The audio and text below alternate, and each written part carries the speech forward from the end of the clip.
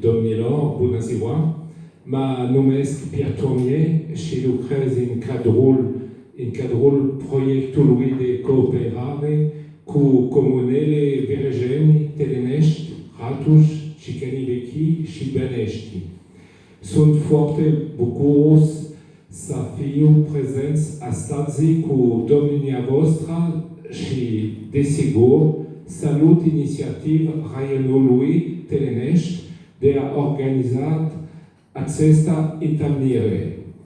Voi continua prezentarea în limba franceză, deoarece nu vorbesc foarte bine limba romană.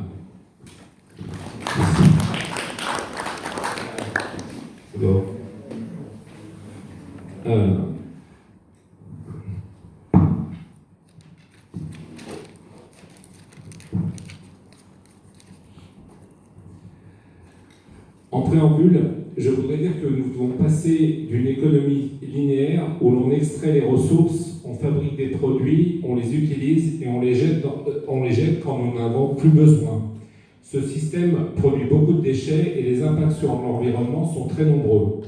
Il faut qu'on passe à une économie circulaire où l'on utilise des produits mais où on les recycle au maximum au lieu de les jeter. Cette économie a beaucoup moins d'impact sur l'environnement. În introducere, aș vrea să subliniez că este timpul ca noi să trecem de la o economie lineară, în care sunt extrase resursele, se fabrică produse, se utilizează și se aruncă atunci când nu mai avem nevoie de ele. Acest sistem produce foarte multe deșeuri și acestea au un impact considerabil asupra mediului înconjurător. Ar fi timpul deja ca să trecem la o economie circulară, în care produsele sunt reciclate la maxim în loc să fie aruncate. Această economie are un impact mult mai mic asupra mediului înconjurător.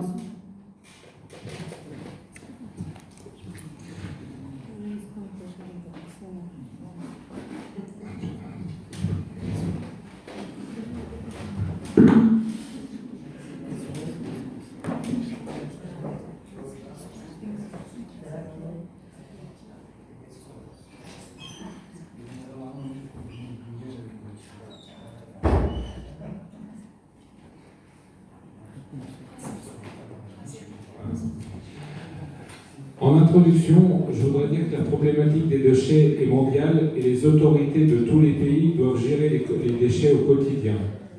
Les impacts des déchets sur l'environnement et l'économie et la santé sont très importants. Des solutions doivent être mises en place, adaptées au contexte local, en fonction de la culture, du pouvoir économique, de la géographie. Gérer les déchets est une question de volonté politique et de choix. La Moldavie a la chance d'avoir une stratégie déchets légiférée. Il faut la mettre en œuvre, ce qui est un vrai défi.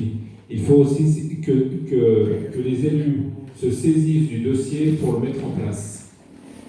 În introducere aș vrea să mai spun că problematica deșeurilor este una mondială și că autoritățile publice din fiecare țară ar trebui să gestioneze în cotidianul lor, adică să aibă la ordine zile problema deșeurilor. Impacturile deșeurilor asupra mediului înconjurător, asupra economiei și asupra sănătății oamenilor sunt foarte importante. De aici și soluțiile puse în aplicare trebuie să fie adaptate contextelor locale, ținându-se cont de cultură, de economia, de puterea economică a țării, de poziția geografică, de istorie și de alte fapte. Gestionarea deșeurilor este o problemă de dorință publică, de dorință politică și de o alegere a factorilor de decizie.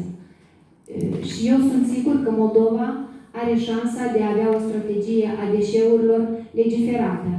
Rămâne doar să fie pusă în aplicare, ceea ce reprezintă o adevărată provocare. Este rândul aleșilor locali să se mobilizeze și să pună în practică strategia deșeurilor. Alors, il faut rester positif. Dans l'Union européenne, la mise en place d'une politique déchets a demandé 40 ans. La Moldavie ira beaucoup plus vite car elle bénéficiera de l'expérience de l'Union européenne. Vreau să vă liniștesc și să vă rog să rămâneți pozitivi, pentru că în Europa această politică a deșeurilor a cerut, aplicarea ei a durat 40 de ani. Însă Moldova o va aplica mult mai repede, deoarece va beneficia de experiența Uniunii Europene.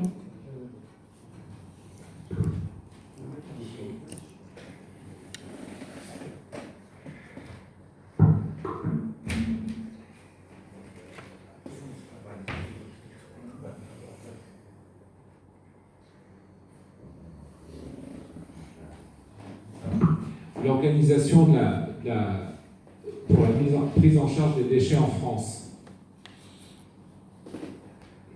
În continuare vă voi prezenta organizarea și responsabilitățile gestionării deșeurilor în Franța. Les communes, les villages et les villes sont depuis toujours responsables de la distribution de l'eau, de l'assainissement, du traitement des déchets, de la collecte, du transport, des écoles primaires. Dintotdeauna în Franța, responsabilitatea acestor servicii, responsabilitatea serviciilor ce urmează, e revenit întotdeauna comunelor, orașelor, satelor. Și nu, adică responsabilitatea în ceea ce privește distribuirea apei potabile, a canalizației, a tratării deșeurilor, a colectării deșeurilor, a transportării acestora, a gestionării râurilor, școlile primare, gimnaziile, piscinele și altele. Et au fil du temps, les communes ont décidé de travailler ensemble pour optimiser les coûts et pour être plus forts. Ils ont créé des intercommunalités. Și de-a lungul timpurilor, aceste comune, orașe, comune, au decis să se regrupeze, să se pună împreună, să lucreze împreună, ca să transmită unele responsabilități, să se grupeze, să rezolve unele probleme împreună, ca să fie mai eficace aceste servicii. On a créé des intercommunalités. Les communes transfèrent leurs responsabilités dans une intercommunalité. Astfel, mai multe comune se grupează într-o intercomunalitate în căreia ei transmit mai multe responsabilități. Et les élus définissent le nombre de délégués qu'aura chaque commune. Aleșii locali, deci e de responsabilitatea aleșilor locali să decidă de câte persoane va fi reprezentată fiecare comună în asambleea care este compusă din aleșii locale fiecărei comune care aderă la această intercomunalitate. Et l'intercommunalité s'occupe du traitement, par exemple, du traitement des déchets pour toutes les communes. Și în cazul dat, intercomunalitatea se ocupă de gestionarea deșeurilor din toate comunele care au aderat la această intercomunalitate, după cum vedeți în schemă. Alors, la mise en place de la politique nationale moldave, le premier point est que la stratégie, elle ne peut être mise en place qu'avec une volonté politique.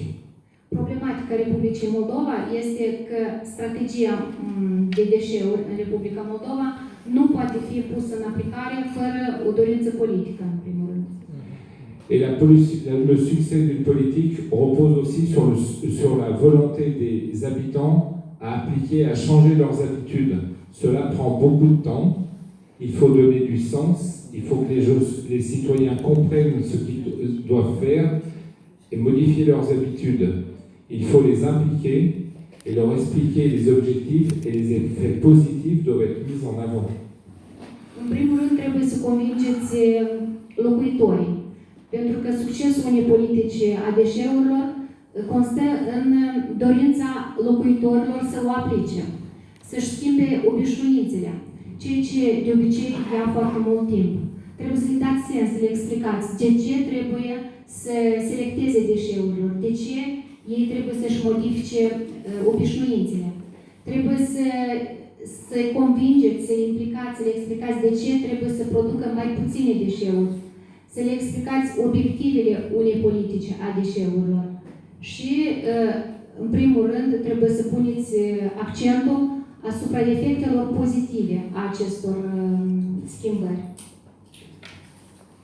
Par exemple, mettre une politique déchets améliore la vie des personnes. De exemplu, dacă puneți în aplicare o politică corectă a deșeurilor, în consecință, nivelul de viață a persoanelor va fi mult mai înalt. Ce sont des photos d'Indonésie où les gens habitent sur des montagnes de déchets. Aici avem câteva fotografii făcute în Indonezia, unde oamenii și-au construit case pe munți, da, adevărați munți făcuți din deșeuri. Les effets de la politique déchets, elle protège l'environnement, elle évite, elle permet de conserver, d'avoir de l'eau potable. Alt factor foarte important al aplicării unei politici corecte a deșeurilor este protecția mediului înconjurător, ceea ce duce la ameliorarea sănătății oamenilor, la protecția resurselor de apă potabilă, protecția râurilor, a solului și de a avea o apă potabilă de calitate. Elle permet, il faut arrêter le brûlage qui est très polluant pour l'atmosphère, pour l'air, qui pollue l'air. Alt factor foarte important este să stopăm arderea deșeurilor aruncate sau neautorizate, care duce la poluarea atmosferică. Une bonne politique déchets permet de préserver les ressources fossiles, de lutter contre le réchauffement climatique, de développer d'assurer un développement plus durable et surtout de préserver l'attractivité touristique. C'est un pays qui a beaucoup de déchets, il n'attire pas les touristes. Un alt factor pozitiv în cazul aplicării unei politici corecte a deșeurilor este dezvoltarea durabilă a țării. Este păstrarea resurselor fosile, a gazului, a petrolului, a cărbunelor, aluminiului și, desigur, lupta sau stoparea încălzirii atmosferice. În Europa, deșeurile sunt responsabile de 2% din emiterea de gaze. A asigura dezvoltarea durabilă a planetei și a transforma țara într-o țară atractiv turistică. Într-o țară în care deșeurile sunt aruncate peste tot, turiști nu vin foarte mulți. Et puis, une politique d'échec crée des emplois. Și nu în ultimul rând, o politică corectă în gestionarea deșeurilor duce la crearea locurilor de muncă. Ouais. Alors, concernant les déchets moldaves, les déchets moldaves sont composés de 50% de déchets alimentaires et 18% de papier. În ceea ce privește deșeurile moldovenești, după niște studii efectuate, s-a constatat că coșul de gunoi în Republica Moldova constituie aproximativ 50% de deșeuri biodegradabile. Et il me semble important de travailler sur ces deux déchets qui représentent pratiquement 70% de la poubelle moldave. Deci 50% de resturi alimentare, 18% de hârtie, aproximativ 70% sunt deșeuri biodegradabile.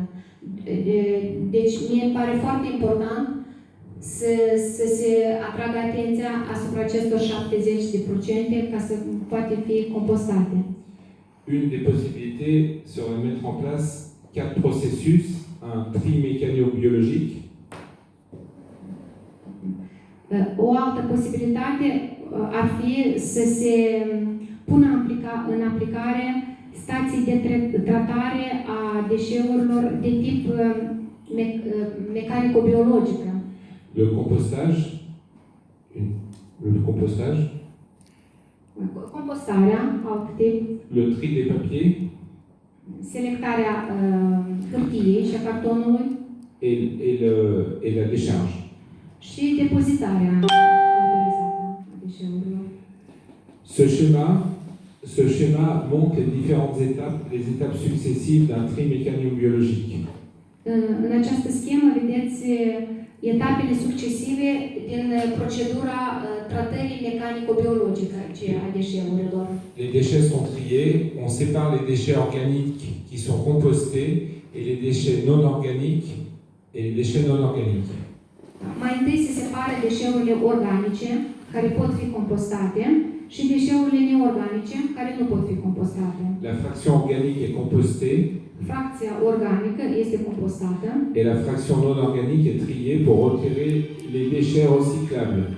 și fracția neorganică este selectată pentru a fi extrasă din ea deșeurile reciclabile, adică sticlele de plastic și metalele. Voilà. Et les déchets non recyclables sont envoyés en centre d'enfouissement. Deșeurile nereciclabile, deja care rămân din aceasta, sunt transportate la depozitele autorizate de deșeuri. Le compostage, ceci est une photo de plateforme de compostage pour les déchets organiques et les déchets verts. Pe slide-ul acesta aveți o platformă de compostaj a deșeurilor organice și a deșeurilor verzi. Les différentes étapes du compostage sont les suivantes. Les déchets sont broyés en un, puis les déchets sont mis en tas, ils fermentent, se décomposent, et une fois la décomposition terminée, les déchets sont tamisés, criblés, et en fait valorisés en agriculture. Schema aceasta reprezintă procesul de tratare a deșeurilor organice. Numărul 1, avem deșeurile sunt tocate, tocarea deșeurilor. Numărul 2, de fapt, este tocarea. Numărul 1 este primirea deșeurilor verzi. Numărul 2 este tocarea acestora. Numărul 3, avem punerea lor în grămezi. Lăsarea să se descompună, descompunerea lor. Următorul desen reprezintă cernerea. Se cer aceste deșeuri după ce ele au fost s-au descompus după o perioadă anumită de timp. 5. În desenul 5 avem maturarea lor. După ce maturarea se termină, ele sunt valorizate, trimise sau valorizate, folosite în agricultură. Les photos qui représentent les différentes étapes. Și fotografiile care reprezintă toate etapele pe care le-am menționat. Les composteurs individuels également, le compostage peut être réalisé à la maison et tout le monde peut le faire. Și aici avem câteva fotografii realizate a compostoarelor individuale, adică compostarea poate fi făcută și acasă. Fiecare dintre dumneavoastră poate să facă acest proces. Pour le tri des matières recyclables, il semble important de trier les bouteilles plastiques et le papier. Așa, este foarte important de reciclat sau de selectat mai întâi și după care de reciclat mai întâi plasticul și hârtia și cartonul. Une tonne de papier recyclé, c'est 19 adultes sauvés et 100 mètres cubes d'eau et de 100 mètres cubes d'eau sauvés et de l'énergie économisée. O tonă de hârtie reciclabilă înseamnă salvarea a 19 copaci adulți, salvarea a 100 metri cub de apă și energie economisită. Les matériaux triés sont vendus à des industriels. Materiale triate, selectate deja, sunt vândute agenților sau industrialilor care sunt interesați de acestea. Okay. Et ils servent, les matériaux servent à refabriquer pour fabriquer de nouveaux produits. Și din aceste materiale deja ele sunt reutilizate sau sunt confecționate alte materiale. Un centre d'enfouissement. Aici vedeți un depozit de deșeuri. Schema unui depozit de deșeuri. Ce schéma explique le fonctionnement d'un centre d'enfouissement. Il faut préparer une cellule avant de la remplir. Pe această schemă, vedeți, în această schemă este reprezentat un depozit. Les déchets sont déposés. Il est important de collecter les jus des déchets. Ouais. Et une fois que la cellule est pleine, on ferme le casier et on capte le biogaz. În această schemă este reprezentat un depozit. Primul, aveți celula care se pregătește înainte ca deșeurile să fie aduse la depozit.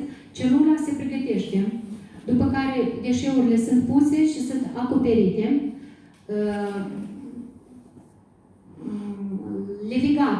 Levigatul care se obține, lichidul care se obține deci, din aceste deșeuri care stau acolo acoperite, trebuie să fie tratat și transportat într-o celulă aparte, din care se extrage biogazul sau care produce biogaz. Voilà, des photos de centre d'enfouissement. Aici aveți alte fotografii altui depozit de deșeuri. Et en bas à gauche, c'est la centrale qui en fait recueille le biogaz et fabrique de l'électricité. În jos, stânga, fotografia din stânga jos, reprezintă unitatea de valorizare energetică a biogazului. Et les deux photos en haut montrent qu'il faut en fait mettre une étanchéité dans une décharge pour capter les jus.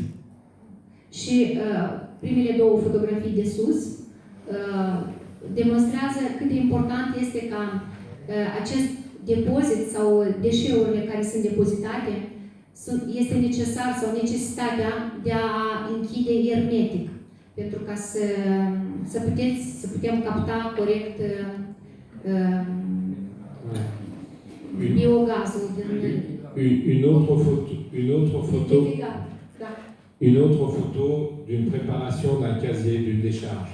Aici aveți o altă fotografie a altui depozit, cum este pregătită celula înainte de a fi celula sau pentru depozit. Sunt mai multe celule. Et il faut capter les lixiviats et le biogaz. Voilà. Ouais. Da, aici, pe slide-ul acesta avem captarea levigatului, adică lichidului care se scurge din deșeuri, care ulterior este transformat în biogaz. Voilà. Merci de votre attention. Vă mulțumesc foarte mult pentru atenția noastră.